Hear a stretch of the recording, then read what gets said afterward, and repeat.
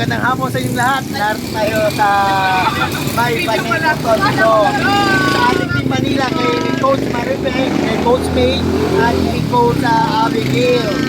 Narito kami ngayon para mag-deliver na naman po ng kanilang produkto. Kay Ma'am Maripe ay isang bag na VIP 33 pieces at kay Ma'am May, ayan na naman po, isang package na naman. Saka si Ma'am Abigail, nakakompleto na rin po yan ng 33 pieces. May dalawa na siyang account. Nakakatuwa. Ganito ang aming business, tulungan lang. Kailangan lang talagang naunawaan yung konsepto.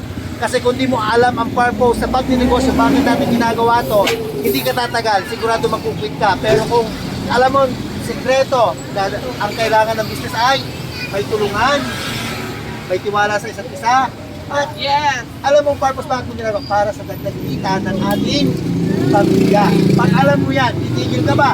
Hindi, syempre. Kasi tutuloy mo ang buhay. Bakit? Yung po bang tubo ninyo nung kayo nakabenta ng isa, kinuha mo? Sa'yo yun. Ang kagandahan, lumago po yung kapital ninyo.